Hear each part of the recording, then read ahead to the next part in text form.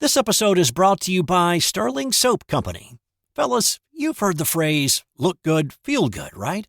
But why not add smell good to that too? That's where Sterling Soap Company comes in.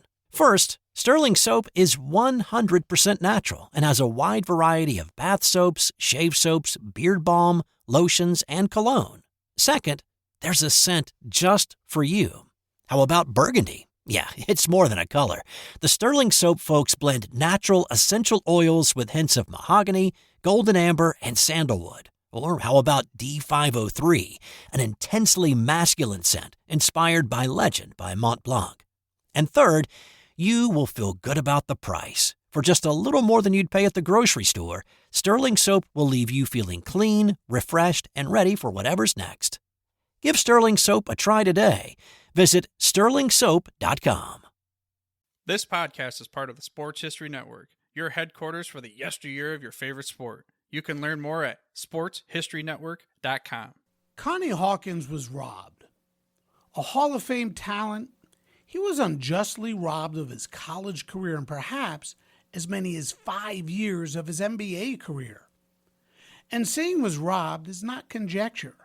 It was proven when the NBA lifted its ban on Hawkins prior to the 1969-1970 season. On this episode of Sports Forgotten Heroes, we're going to explore the career of Connie Hawkins and the stops he made before he finally made his way to the NBA. This is Sports Forgotten Heroes, a tribute to the stars who shaped the games we love to watch and the games we love to play. Stars who provided us with many thrills, but when their time was up, they faded away. We'll take a look back at their spectacular careers, their moments of fame, even if it was just for one season or just one game. And now, here's your host, Warren Rogan. Hello and welcome to Sports Forgotten Heroes episode number 150, Connie Hawkins. Author Mark Whited, whose book on the ABA's Pittsburgh Pipers will soon be hitting bookstores, and who talks so much about Hawkins in his book, will join me on today's show along with the grandson of Connie Hawkins, Sean Hawkins. Unfortunately, however, midway through our session, we experienced technical difficulties. So, while Sean is on board for the first half of today's show, I was only able to connect with Mark to cover the last half of today's show. Nonetheless, today's subject, Connie Hawkins, is a fascinating story. A high school legend in New York City, he was recruited by Iowa and was on his way to a potential phenomenal NCAA career with the Hawkeyes before he was wrongfully accused of being involved in a point-shaving scandal and his career was sent off the rails. He was dismissed from Iowa, wound up playing in the American Basketball League with the Pittsburgh Rens, then the Harlem Globetrotters, then the ABA, the American Basketball Association, with the Pittsburgh Pipers, and then finally the NBA, where he took off with the Phoenix Suns and put on a display that demonstrated just how good he was. And he showed the world what the NBA missed when it wrongfully banned him from the league. Before we get there, as always, follow Sports Forgotten Heroes on X at SportsFHeroes. Look for the Sports Forgotten Heroes page on Facebook, and if you want to reach out with a question, comment, or have a suggestion for a show, please send me an email to sportsfh.info@gmail.com. That's sportsfh.info@gmail.com. And wherever it is you are listening, please follow, rate, and review, and hit that subscribe button as well. As always, thanks for your support. Okay, let's get into today's show with my guests, Mark Whited and Sean Hawkins, as we discuss the great career of a basketball phenom, Connie Hawkins. Mark, Sean, welcome to Sports Forgotten Heroes. Mark, glad to have you back. Sean, pleasure to meet you. There are so many different directions. I guess, Mark, this might be more aimed at you. There are so many different directions we can take today's show. We can talk about the Pipers. We've already done that. We could talk about Connie's career in the ABA. We could talk about his career in the NBA. We could talk about his career with the Harlem Globetrotters, the scandal, and some of these are going to intertwine today. But one thing we really can't talk about is his college career. I know this is somewhat of a loaded question, especially to start off with. And I don't want to get too deep because we do want to concentrate on his playing career. But why can't we talk about Connie Hawkins' college career that started at Iowa and never developed? What was the determining factor that prevented him from playing? Well, when he played his freshman year, of course, back then freshmen couldn't play on the varsity team. He couldn't play beyond that because right as his freshman year was ending, that scandal broke out, and the point shaving scandal of 1961, and in March is when it broke out, and then it was the end of April that the New York District Attorney's Office sent a detective to Iowa, which they really had no justification for because he couldn't have thrown a game if he wanted to throw a game. He was a freshman. And so the scandal broke out. They sent him out, a detective out to interrogate Sean, or not me, hopefully not. Connie.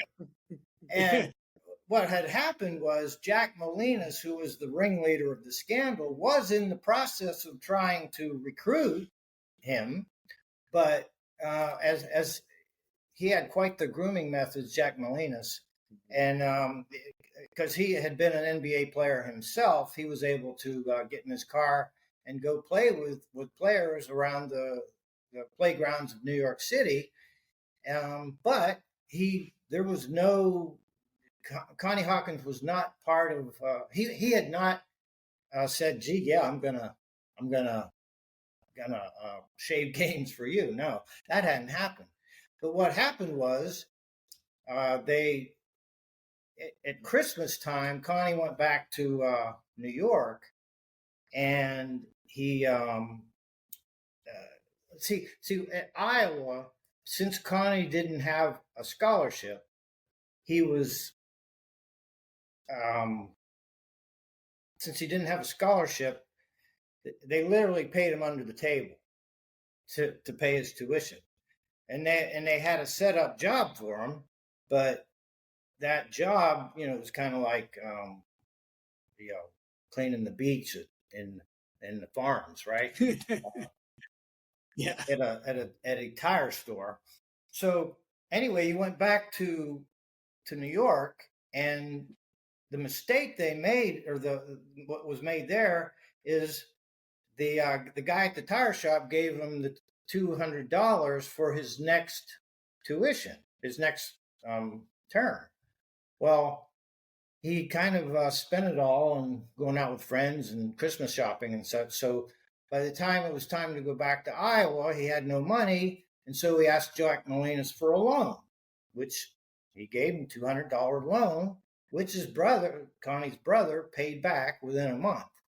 But so the reason that even a detective went out there is one of the fixers themselves was trying to save his butt, and he made up a story that Jack Molinas had and Joe Hacken was the other fixer, that they had Connie in the bag. Well, they didn't have him in the bag. It would have been stupid for them to pull him into things before he started playing varsity anyway. So what happened was he was interrogated for 2 weeks, and then he admitted everything, including the great train robbery, just to get out of there. If he'd have stuck with his story, which he did for the first 6 days, then which was his story was the real story, but they kept interrogating him without any opportunity for a phone call or to talk to a lawyer. And so he just told them what they thought they wanted to hear. So thus he goes back to Iowa. Iowa panicked. Connie was never charged with anything. It was obvious he really didn't do anything. They tried to say it was associated and introduced other players, but that did not even happen. So what Iowa did was, in a panic, they expelled him. Well, actually, they forced him to quit, and they were more concerned about all the recruiting violations. That's why they panicked and had him force him to quit. So thus, he never played a varsity game, and he was immediately. Fortunately, the coach wrote a good note. Well, fortunately, the American Basketball League was forming. We'll get there in a second. Before we get there, I want to stick with college for a moment. Sean, do you recall any conversations around your household when you were growing up and hearing stories about the disappointment of not being able to play college basketball? Oh man, definitely did that part of it. I see and let me kind of circle, I guess, and bring it all to like from going down there and Mark and I took a visit down to Iowa, and I feel like I got a chance to see what his vision was.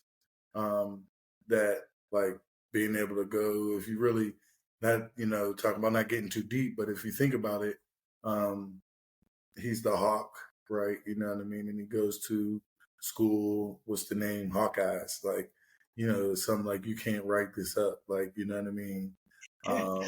Don't forget like, Hawkins Street. That's Remember that? Yeah. I'm trying to get into that. Yeah. So, you know what I mean? They had streets and stuff named after him, and had several things that really kind of coincide with where he, where he was headed and where he was trying to get to, and what his aim would have been, especially with him growing up uneducated. He couldn't read or write. That was one of the things growing up in the Harlem streets of Brooklyn. He grew up humble beginnings, same way. In those times, probably a little bit different of a struggle during those times where it was hard to educate yourself. You know what I mean? During those times, that was the threat of people being able to read and write being a threat. And him being a taller athlete, being able to, run, jump, and shoot, being, was a talent that, he was blessed with, it being a phenom, because none of his brothers or sisters were built like him. He was the only one that was shaped like that. So you knew he was built to do those things, like play basketball, because he was gifted in a way that, there's, just still till today, he's probably, top 5 for biggest hands, longest reach, and for somebody talking about played in the 60s, to still be top 5 in those categories. Let you know he was the prototype. It's like, and to more so to say that, to tie everything into like seeing that where he was going college wise, then I graduate from college, my career. He watched me go through. So in the household, when we used to talk about college and things that come up, he'd always talk about where he didn't get that opportunity to. So it was so huge when I was able to get my, go walk across the stage, get my degree. It was huge to him. Like, it meant a lot to him. He came out, supported. He was at all my games that year, my senior year. So it was huge. It was monumental, and I know it meant a lot to him because he showed it with his actions and the things that he did.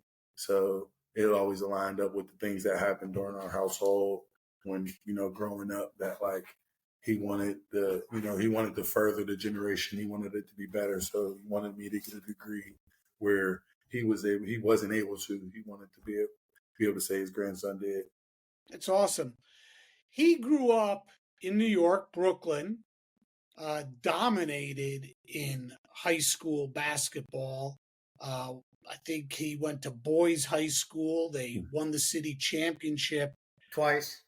But he also played. He won the city championship twice. And he also twice won the city championship in a school, the high school city championship, but he also played at the famous Rucker Park. You know, I don't know if people can really understand just how competitive basketball was, and still is in New York City. The competition, some of the other people that grew up and played basketball in New York City. How does playing basketball, and I don't want to compare it, I guess, and degrade basketball in any other section of the country, but how does playing basketball in New York City, in the playground, at a place like Rucker Park, how does that prepare you for college and a professional career, that kind of competition? So New York City is considered the mecca of basketball. People like Tiny Archibald, Pee Wee Kirkland, that's what they told me, and any of my research says the same thing. Connie Hawkins, so at the mecca of basketball, which is New York City, I have a chapter in talking about the two temples at the mecca, in the mecca of basketball. Those two temples were the Park and Madison Square Garden. So before Connie Hawkins left New York for Iowa, he was a legend at both of those temples. In fact, he was a legend at Rucker Park before he ever started a game in high school. The summer he turned 16, which was the summer of 1958, actually he started playing there the summer before and started playing against people like Cy Green and some others. But the summer of 1958 is when he was already one of the legends at Rucker Park, and that was the summer he turned 16. All right. So then he goes to boys high school. And one of the great things about Connie, he wasn't just a great scorer, but he learned at an early age how to pass really well. He had no problem passing.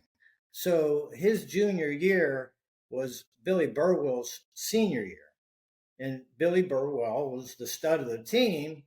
Connie was actually better, but that junior year he was content to clean up the boards and pass off, and he did that.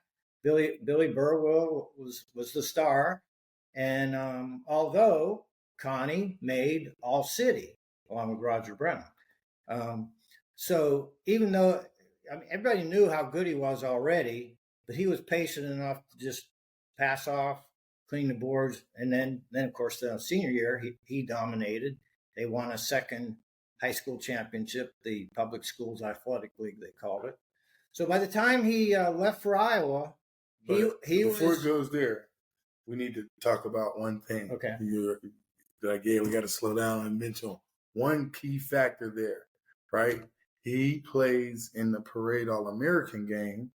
Which, well, yes. You're right. Thank you. Yes. Let's talk about that, because that's a good segue to talk about how great he was in inserting his dominance and coming into with his own and showing that what level of where he was at and how he was able to dominate at so many levels, because wherever he went, he did the same thing. And so he shows up at maybe, halftime? No. This is a great story. It was first of all, your great grandmother insisted that Connie go to his high school graduation. Now, why in the world their high school graduation was so late in June? It was actually June 29th. Was the day of this game at Roosevelt Stadium in New Jersey. It was actually outdoors. But your great grandma insisted that Connie go to his high school graduation. Education was brother, I think Randy, I don't know which brother, was waiting.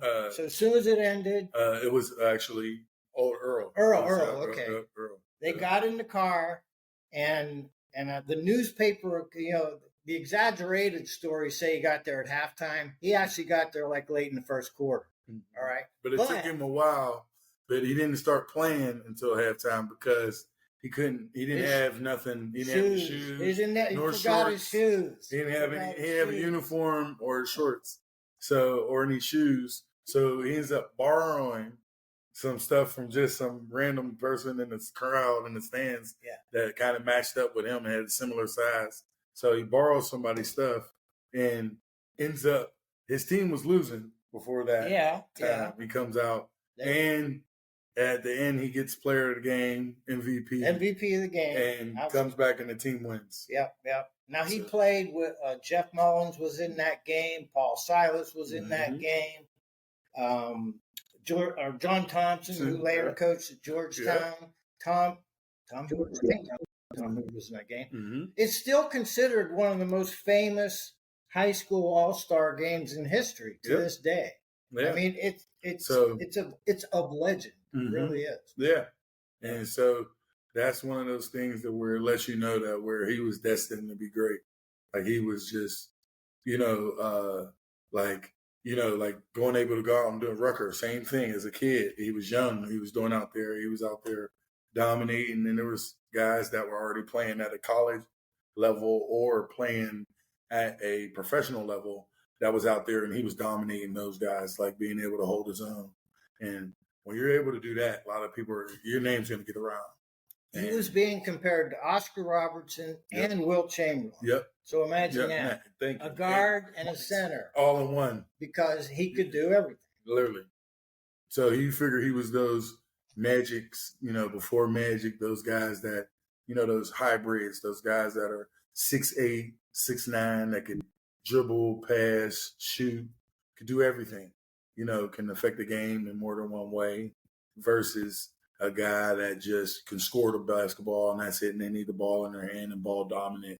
Is a guy that can play off the ball, can get other people involved, can bring it up, can, assist, can facilitate, and was a guy can score for himself too if he needed to, or rebound to, get somebody else involved also.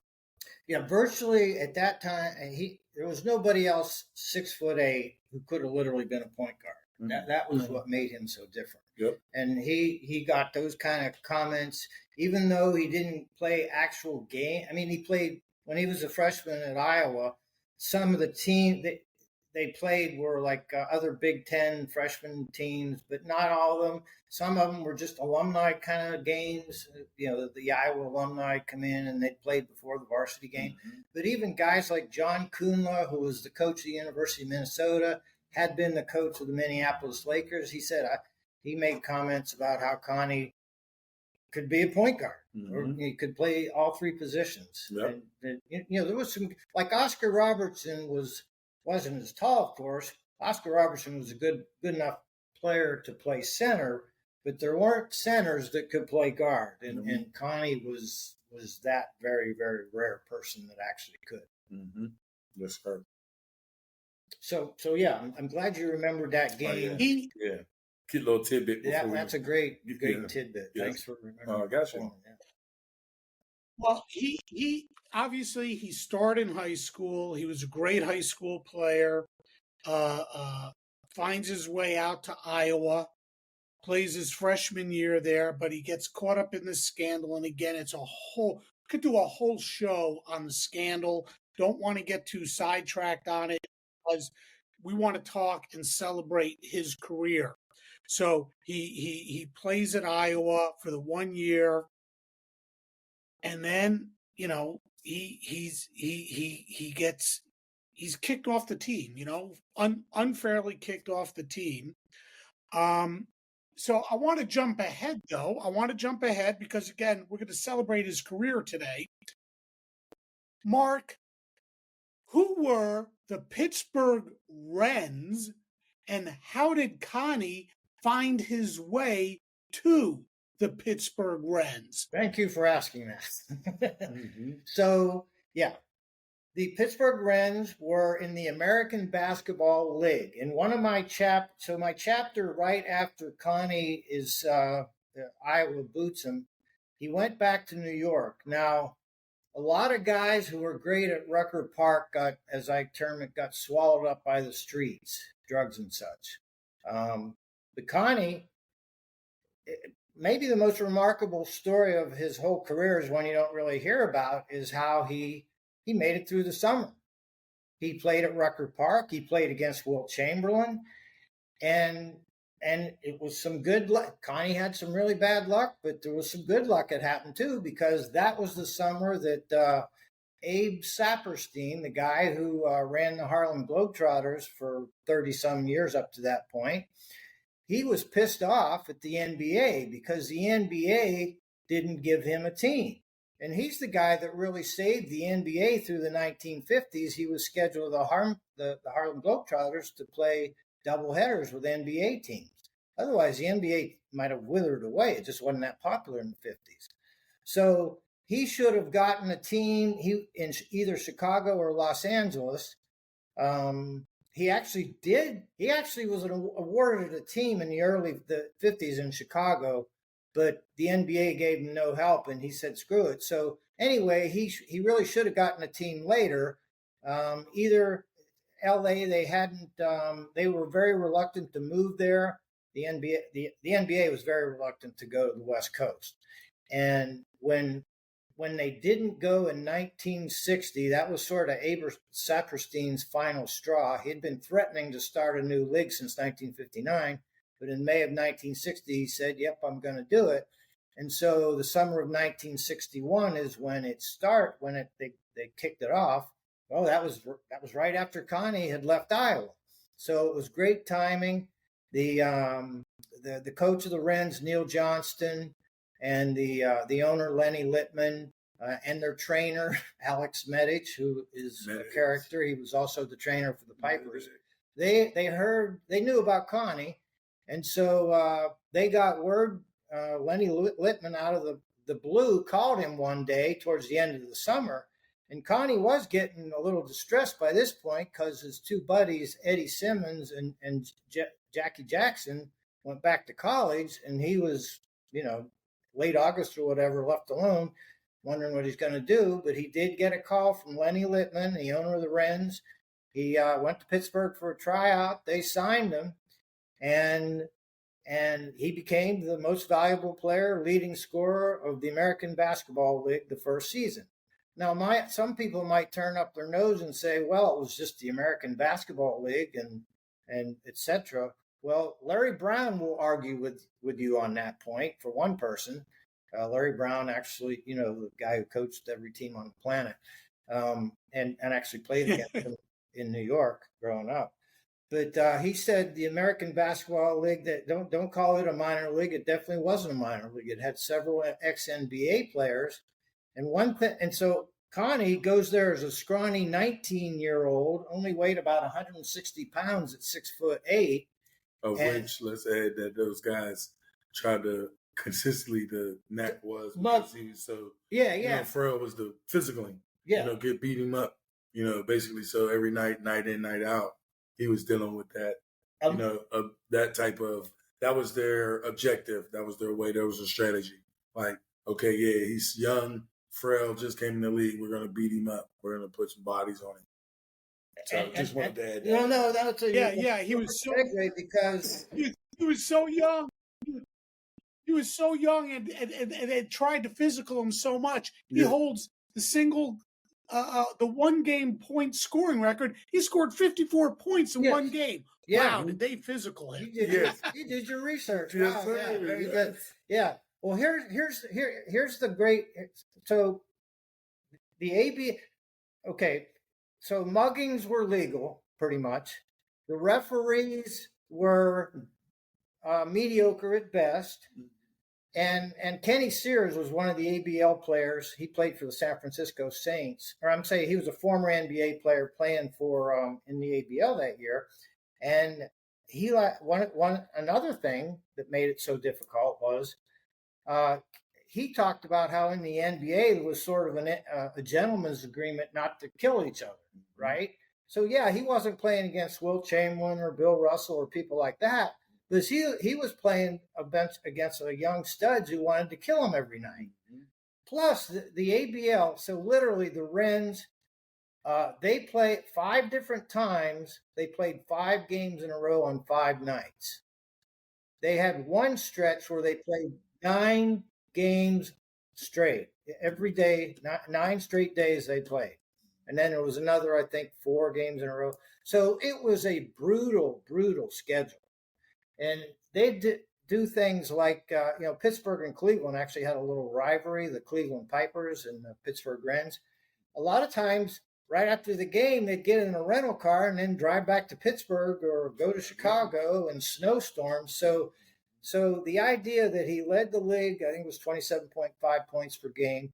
He finished second in rebound. I think he was a tenth of a rebound behind Bill Bridges, who won the rebounding title. But here's the kicker. They almost won the ABL championship. So there, we know he went off to the Pipers and won the ABA championship, right? Well, he almost did the same thing that first year in the ABL. What the ABL did was they had 2 halves. They had a first half, then they had a champion. They played playoffs for the championship the first half, then they played the second half. Oh, okay. 2 half seasons. Yeah. So they finished 1 game behind Cleveland, and Cleveland was their rival. And by the way, the Cleveland Pipers were owned by George Steinbrenner, just to make it interesting. But they finished 1 game behind. The crazy thing about it that was Cleveland got to play 7 of their last 8 games of the first half at home, while the Pipers went on an 8-game road trip. They played in Detroit, then they went to L.A., then they played 5 games. You mean the Rens went on an 8? Yeah, I'm sorry. Did I say Pipers? You mean the Rens went on an 8? The Rens. Yeah. The Rens. So they went to Detroit, they went to L.A., they played 5 games in Hawaii, then they flew back to the West Coast and played in San Francisco. So they had that brutal ending to the schedule. And so Cleveland got they had the advantage. They could play at home, not travel during that last stretch. Well, Connie averaged 37 points a game on that road trip. He did everything in his power to get them to that first half championship, which is good to know because, he did the same thing with the Pipers in the playoffs later, 6 years. So anyway, then the second half, they didn't do as well, but they still played in a playoff game. They had at the end, and Connie, I should know this number. It's right around 39 points. I think he scored in the 1 playoff game, but unfortunately lost. But anyway, but they had a terrible rebounding team, terrible defense. But despite all that, he almost dragged him over the finish line anyway. Okay, this is where we ran into some technical difficulties. So for the rest of today's show, it'll just be Mark Whited and myself. Okay, Mark, so we had a little technical difficulty, and we're back now. Unfortunately, we don't have Sean with us, but that's okay. We're going to talk now a little bit more about Connie's road to the National Basketball Association. So we just talked about his time in the ABL with the Pittsburgh Rens. The ABL folds, goes away. Connie really has no place to go, and he winds up on the Harlem Globetrotters. How did he get to the Globetrotters? And I think more importantly than how did he get to the Globetrotters is how did the Harlem Globetrotters help him develop as a player and as a professional? All right, so yes, he winds up with the Globetrotters. The ABL folded on December 31st, 1962. It lasted for 1 1/3 seasons. He wound up with the Harlem Globetrotters because the guy who owned the American Basketball League owned the Harlem Globetrotters, Abe Saperstein. So he picked Connie up right away. The NCAA wasn't going to let him play at Iowa. Well, that had been established a year and a half before that, but nobody had changed their mind on that. And of course, the NBA hadn't officially blackballed him yet, but Maurice Podoloff, the president of the NBA, pretty much made it clear on, around the bushes that, we're not going to let him in. Now, just before we get to the Globetrotters, so that year in the ABL where he won the scoring title, won the MVP, nearly led them to the ABL championship, that would have been his sophomore year at Iowa. Now, there's no question he would have made all Big Ten.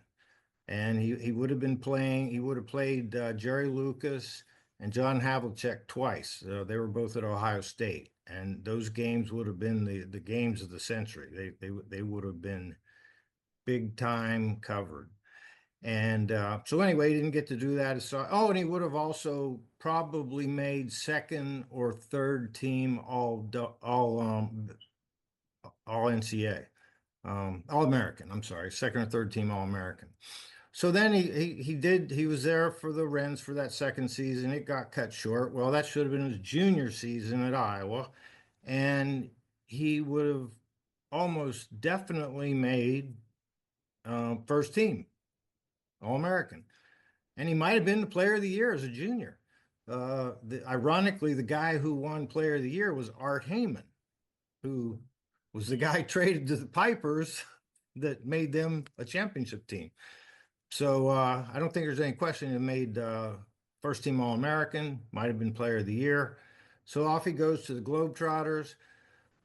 2 years into he probably played 1,000 games with the Globetrotters. That's a pretty good guess. They played a mad, crazy schedule, traveled all over the world, and he probably would have played 1,000 games.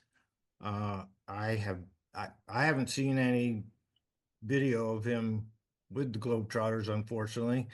My goodness, the things you would have been able to see if there was.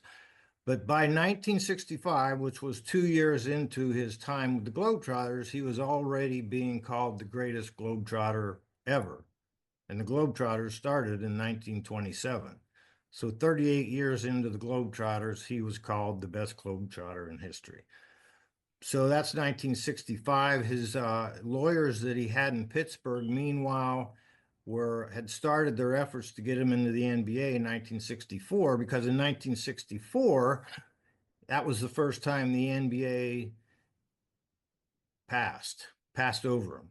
Well, if he had been able to play at Iowa the 63-64 season, that would have been his senior year. There's no question he would have been the player of the year. He would have been the number one pick of the NBA draft, no question about it, by the New York Knicks, ironically, the hometown team.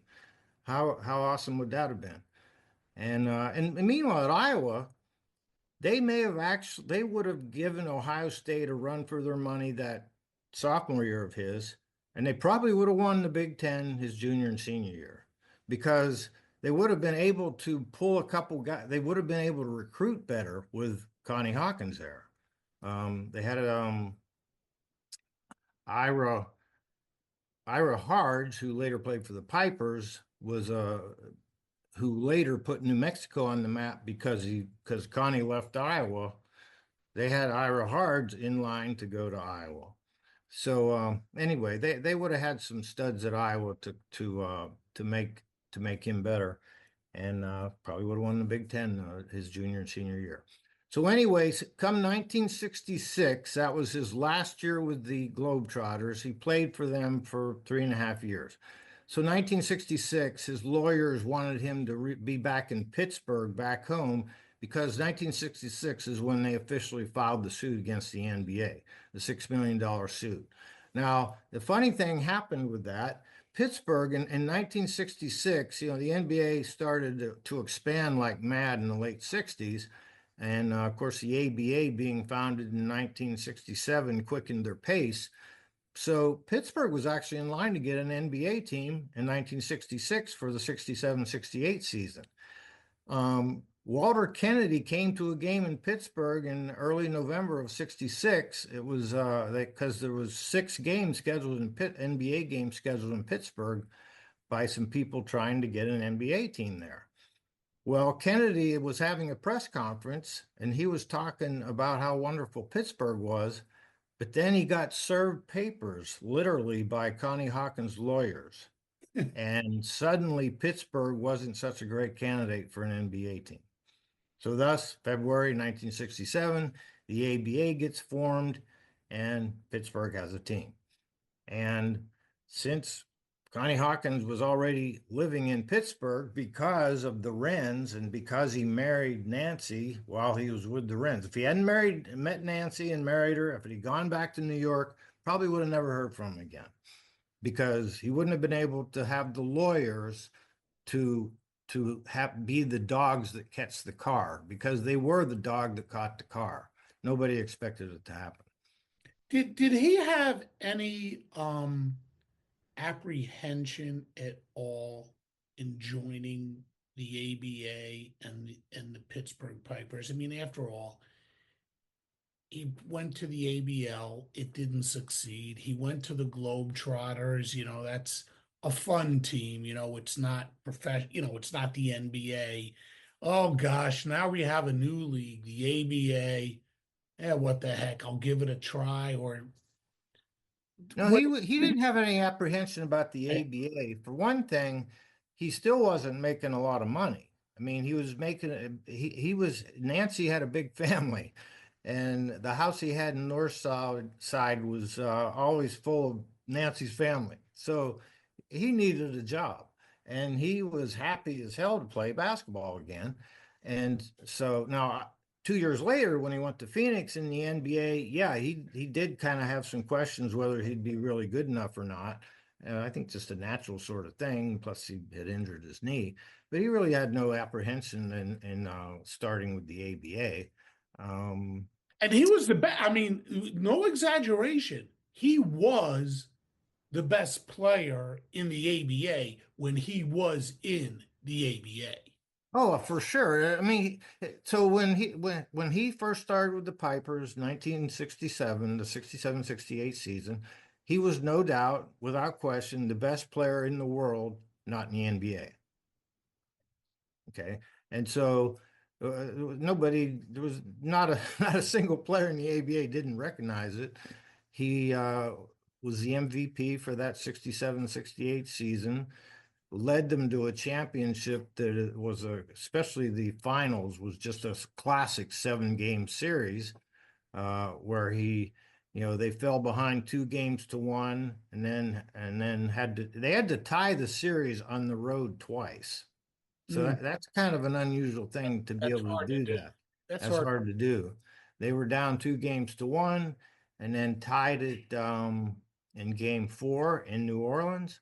And then they were down 3-2 and had to go down to New Orleans. And he was hurt. He got hurt in Game 4. So they won Game 4, but he got hurt so bad that he missed Game 5. He couldn't play Game 5. And then he was practically a cripple for Game 6, but he willed them through and scored, I think, 41 points that night in Game 6. And then Game 7, they went back to Pittsburgh. He almost had a triple-double, and actually Charlie Williams scored 35 points and was, sort of the star of the game. They never were really threatened in Game 7, and they drew a big crowd. It was the second biggest crowd they drew all season. Did his style of play in the NBA, in the ABA, did his style of play have any influence on those around him as far as their style of play? Well, a lot of times when you have a superstar around, the other players are in awe, sort of. So I think there was a little bit of that. Well, Connie will save us or whatever. But then again, they had a couple, their guards, they had Charlie Williams was all ABA guard, so he was the best guard in the league. The only problems the Pipers had in that championship season was this was, the 3-point shot was, well, actually they had it in the ABL too, but the NBA didn't have the 3-pointer at the time. The ABA introduced it again. And Charlie and Chico Vaughn, the other guards, sometimes you had to pull them back because they kind of fell in love with the 3-pointer, especially Chico Vaughn. But Charlie was a great defender. Actually, Chico and Charlie were both good defenders. Chico was an on and off kind of shooter. Charlie was a little more reliable shooter, a little better passer. But when they got Art Heyman in the trade with the New Jersey Americans, now the Brooklyn Nets, they were kind of blundering along at 11-12.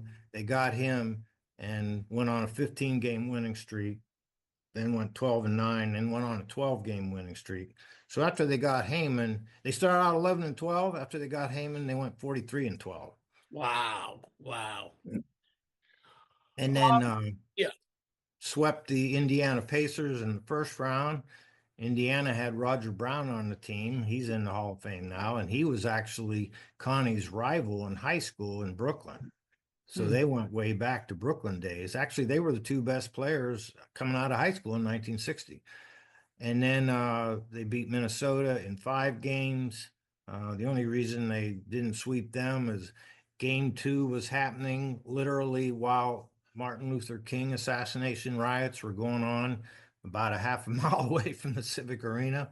So the game shouldn't have been played that night. But anyway, they lost that game, but won the other 4. And then the series against New Orleans. New Orleans had Doug Moe and Larry Brown.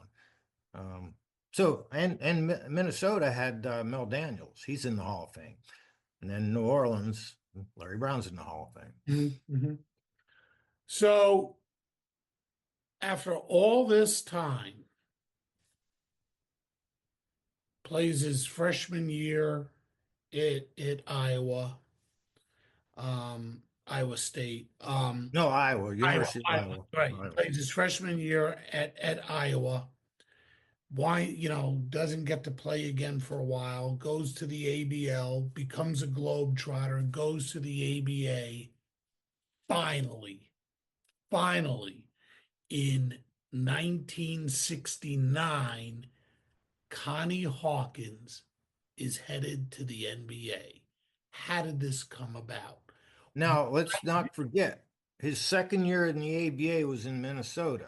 Right. He went from, Pittsburgh moved to Minnesota. They won their championship and then moved. Moved to Minnesota. Then they came back to Pittsburgh after Minnesota. Right. Right. Yeah. But he went from Pittsburgh to Minnesota, and then the NBA finally opened its doors and said, Connie, come on in. So why did the NBA finally allow Connie in? What happened there?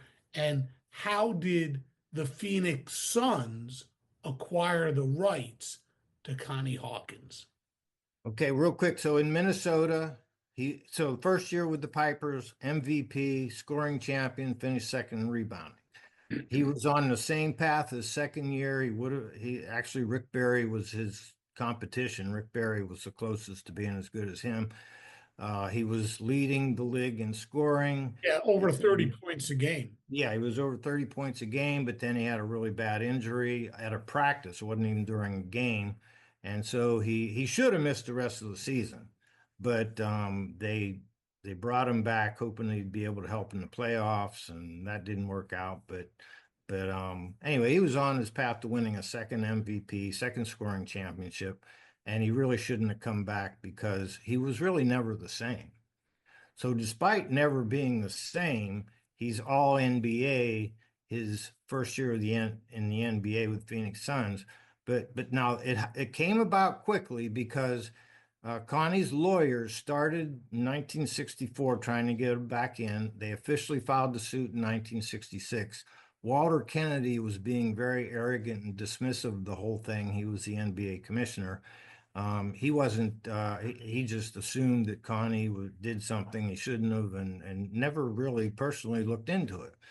Well, while the lawyers were doing their thing, David Wolf, a guy who actually did more boxing writing than basketball writing, got interested in Connie, and he actually lived with Connie for about 4 months while he was with the Minnesota Pipers. And so David Wolf at first thought, he kind of was thinking, well, Connie probably did something, you know what I mean? And so they made an agreement that he told Connie Hawkins, he said, look, if I believe you, but if I find something that says, you're not telling the truth about this, I'll say it, but it was almost like a two-pronged approach. His lawyers were doing what digging they could, and they were dealing with the New York District Attorney's Office. And so David Wolf was doing digging too, and they were kind of working not really as a team, but they were sort of exchanging information. And so Connie finished his season with the Pipers in April of '68. Then I always forget, it was either late May or early June, he published a Life magazine article about the Connie Hawkins story. Well, a few weeks later, the NBA realized the jig was up. And actually, the person who ironically realized it was one of Walter Kennedy's lawyers, David Stern, who later became commissioner, right? And later, in 1996, he failed to do something, which is kind of ironic or sad. But anyway, he's the one that told Walter Kennedy, look, he's right. He didn't have anything to do with this scandal. We need to let him back in. So in 1969, that happened to be also the summer that Kareem Abdul-Jabbar was going into the Lou NBA. Alcindor at that time, Lou Alcindor. Yeah, right. Lou Alcindor. Right. Thank you. Right. And so, and by the way, George Mikan totally hosed that up. George Mikan is the guy that made Pittsburgh move to Minnesota after winning a championship. Yeah, he was the commissioner of the ABA. He was a commissioner of the ABA the first 2 years. He did a great job at first. Like him being the commissioner at first was the greatest thing in the world for the ABA. But then he should have gone home after a couple months because he gave them some credibility because, he was the first superstar in the NBA. Right. Yeah. But he insisted on the offices being in Minneapolis. He didn't want to move to New York. So the whole weird thing about it too is, the Pittsburgh Pipers, I forget the name of the team in Minnesota, but there was a team in Minnesota. Minnesota Muskies. The Minnesota Muskies. They moved the Muskies out of there. They moved Pittsburgh up there. Makes no sense. Because Pittsburgh didn't draw that well, but guess what? Minnesota drew a lot worse. So the Minnesota Muskies, they won't move to Miami. And so, Mikan sweetened the pot for Gabe Rubin, the owner of the Pipers, to move to Minnesota. It was stupid. It was crazy. Yeah. And obviously it was proved because they moved back the year later. Yeah. So anyway, so Lou Alcindor, he wanted to play in the ABA for the Nets. But Mikan screwed that up. He had a meeting because Lou Alcindor said, look, I'm going to give the NBA a chance, the ABA a chance, each make an offer to me, and that's it. There's not going to be any negotiating. So when Mikan went to his meeting with Alcindor, he had a check in his pocket, $1 million check. He failed to produce the check at the meeting. Alcindor, because Alcindor was from New York. He wanted to go back to New York. Yeah. He had no desire to be in Milwaukee. Right. And that was proved just a couple of years later. Right. So then what happened was there was two big coin flips that summer. Phoenix and Milwaukee flipped a coin to see who would get the first pick of the draft. That would so if Phoenix would have won the coin flip, I thought it was Seattle. That's the second coin flip. Oh, okay. The first coin flip was Phoenix versus Milwaukee to get the first pick of the draft. First pick of the draft was obviously going to be Alcindor. And to this day, Jerry Colangelo, the guy who owned the Phoenix Suns for a long time, still kicks himself about that coin flip. Because instead of picking it himself, he let the fan, he had like a fan drawing or whatever, a fan input. And so he went with that and regrets it to this day. Gosh. Anyway, so then, a few weeks later, then Connie becomes available. So the coin flip was between Phoenix and Seattle. Okay. So he might have become a Seattle Supersonic, but Phoenix won that. And what a great thing for Phoenix. What a great rookie season he had. He averaged over 24 and a half points per game, almost 5 assists per game, over 10 rebounds per game, but wasn't rookie of the year. That went to Lou Alcindor. How can you argue that? Yeah. Yeah. pretty. If you're gonna lose, all right. Well, I lost out to Lou Alcindor. I mean, no shame there. But how good was Connie Hawkins his rookie year in the NBA, and how easy was it for him to adapt to the NBA style of game? The only reason he really had a hard time adapting was he was still recovering from that knee injury. So the first, I would say, first third of the season, he really kind of stumbled along, and the teammates were wondering, "Wait, oh, this guy, he was supposed to be so great," and the coach was getting impatient, and they realized how good he was, but it took a while. So you just said his stats. If he hadn't had the injury and would have been able to go into that, hit the hardwood running, we'll say, he would have had even much better stats. But he really was, and he did have some uncertainty mentally because of that knee really maybe even psyched him out more than it should have. But and as he later admitted, but he said he really did have he had a difficult time at first, but he came on, and then when they played that first round of the playoffs, and mind you, the Phoenix Suns were terrible the first year, and the second year they make the playoffs, and they take the LA Lakers, who had Wilt Chamberlain, Jerry West, and Elgin Baylor on the team, and he led them to a 3-1 lead. Unfortunately, they couldn't hang on and close it out and they lost in 7 games. How integral was he to their success? And he outplayed Wilt, and he outplayed Elgin Baylor.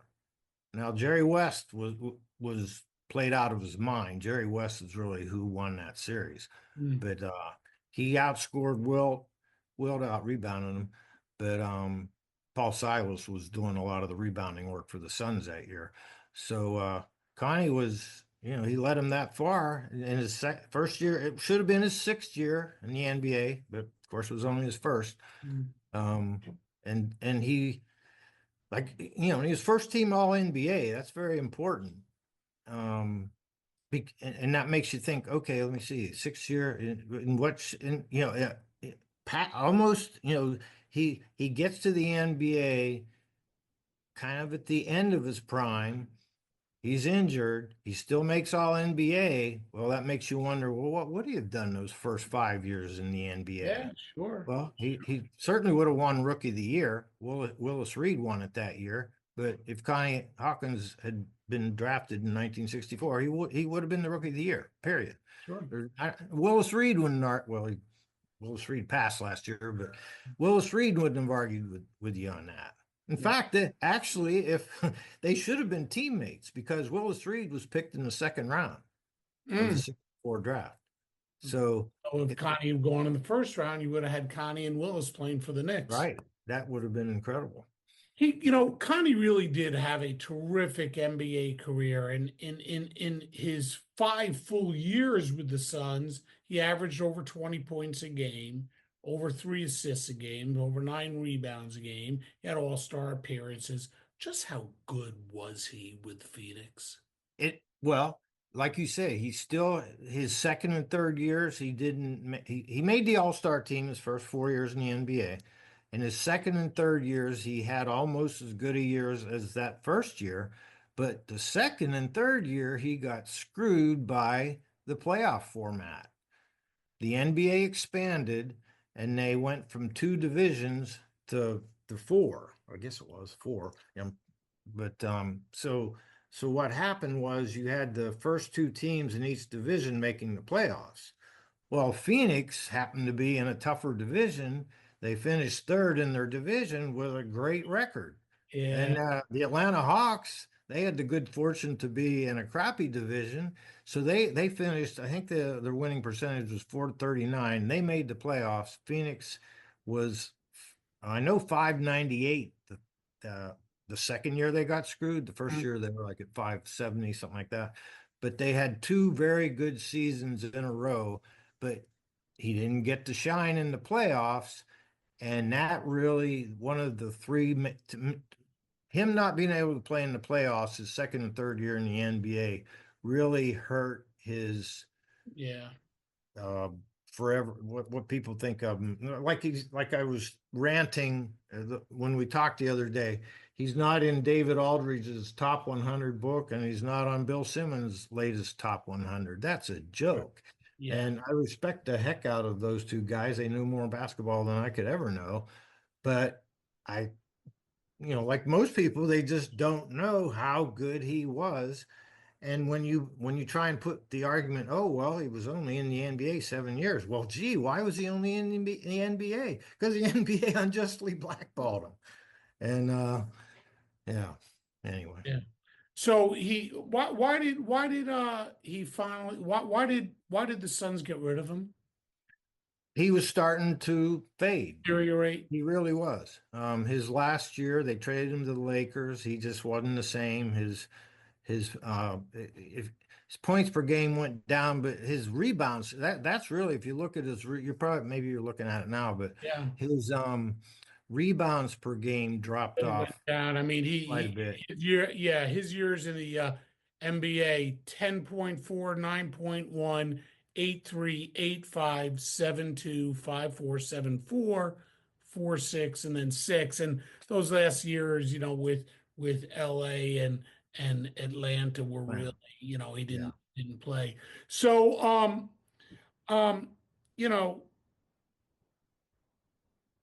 and he didn't make in 1996. Here's sort of let me get there. He didn't. Okay, you got okay. He didn't. He missed so much time. His early years, age 22, 23, 24, 25, 26, didn't get to play in the NBA.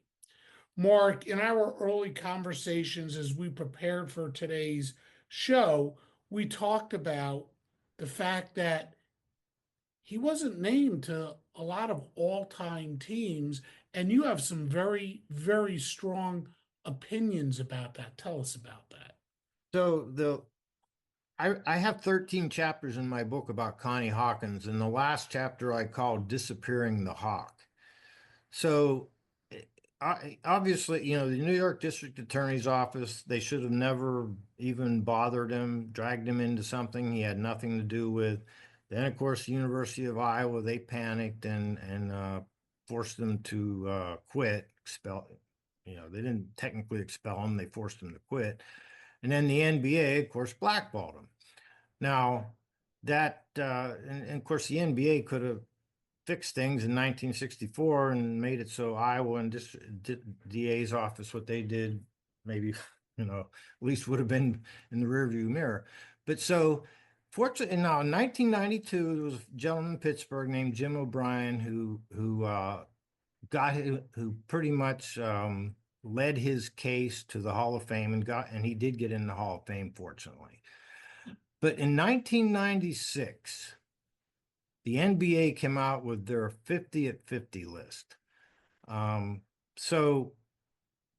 that was only the third time they actually had sort of an official sanctioned top NBA. There's if you go on the internet, you can see hundreds of top 100, top 50, top whatever lists.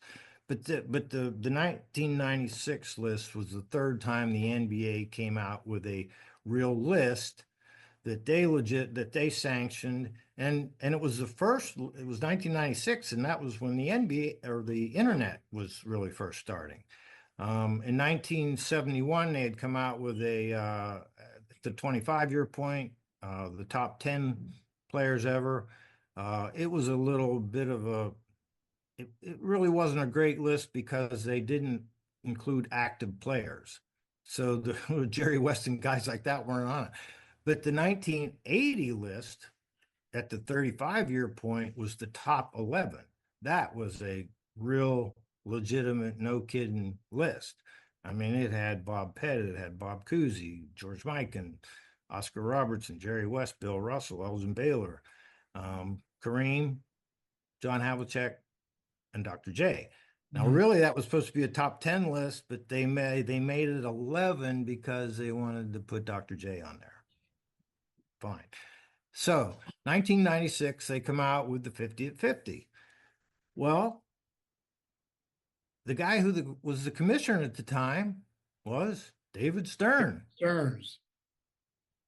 And it was a lot of, I mean, the idea that Connie Hawkins wasn't, several people, Tony Kornheiser, people like that wrote, what in the world is it? How in the world could you leave Connie Hawkins off the list? He was Dr. J before Dr. J. He was Dr. J with a jump shot. He was one of the four, the Mount Rushmore of high flyers.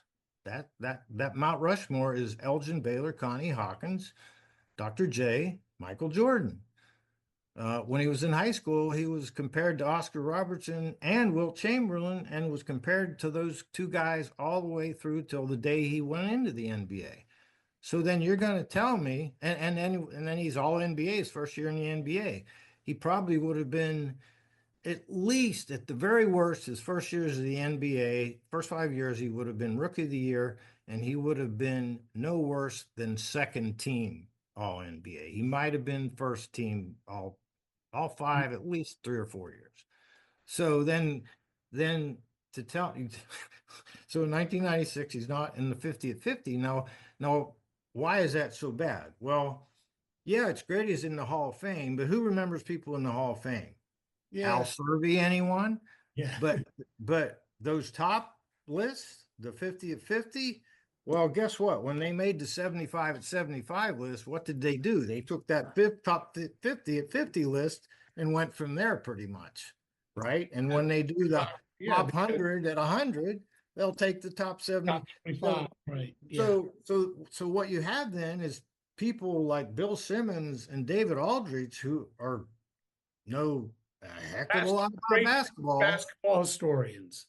If he'd have been on that 50 at 50 list, he'd be in their books, but so not being on that 50 at 50 effectively removed him from the public consciousness. Even though there's so many people, even the old timers, who realize how good he was, but they even don't really know how good he was. So him being left off that 50 at 50 was real bad for his, being for being in the NBA history of all time. It's such a shame because you can look in almost each sport and just find one or two guys that were just so severely affected by something totally out of their control and had such an effect on their career. But Connie Hawkins might take the cake. I mean, let me read you a quote from Tony Kornheiser. Sure. He said, "I am prejudiced toward people who moved the game along. I am prejudiced toward people who thrilled with their flash.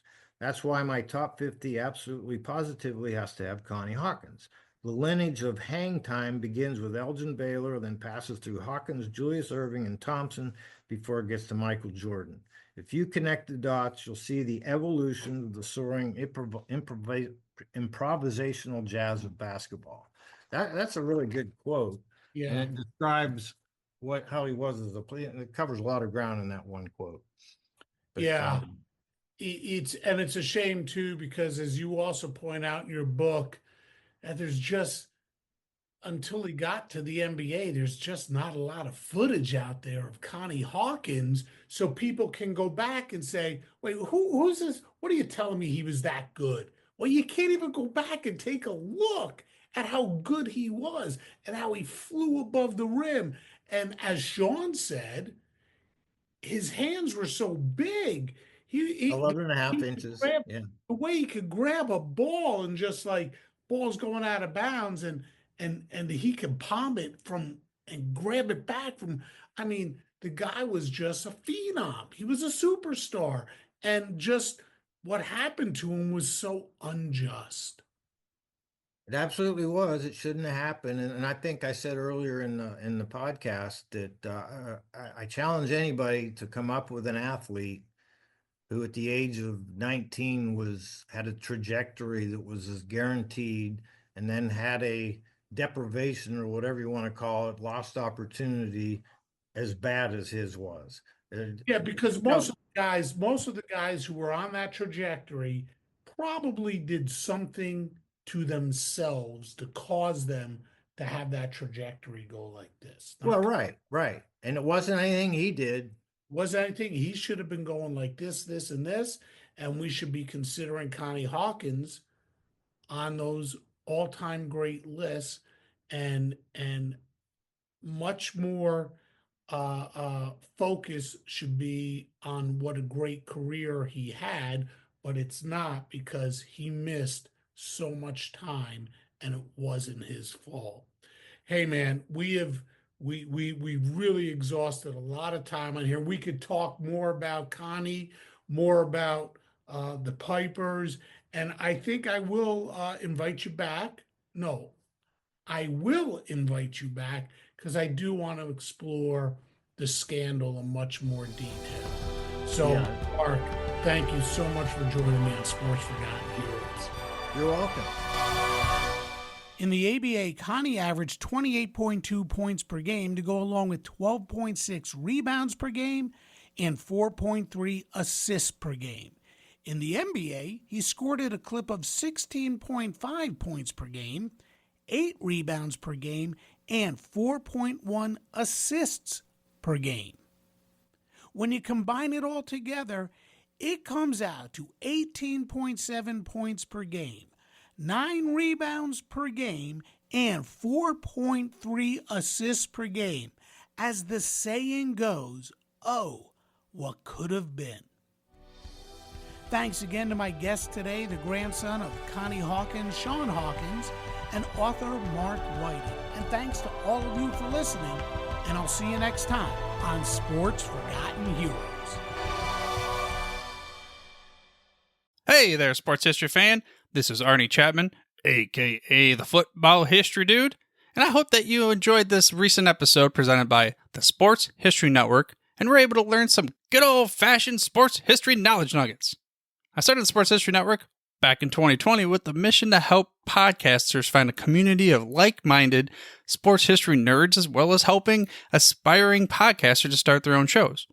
We have a little bit over 30 shows on the network right now covering all sorts of sports history, but as far as I'm concerned, we're just at the toothpick in the ocean moment, that can't even figure it out because there's so much more coming.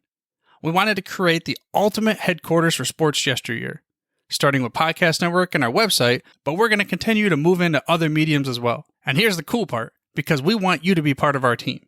So if you're interested in starting your own podcast, or maybe being a guest on one of our shows, or who knows, maybe even writing an article for us over on the website. Seriously, all you gotta do is reach out to us on the contact page over at sportshistorynetwork.com. You can be as technologically savvy as a Neanderthal tapping on a stone trying to figure out this whole hieroglyphics thing back in the day. Again, it doesn't matter, because even if you don't understand the whole podcast space, we have a production team that can pretty much help you out with doing everything. All you gotta do, head over to sportshistorynetwork.com, head to the contact page, fill it out. That message goes right to me, and I'll reach out to you as soon as I can. But for now, dude, I'm through if you're through.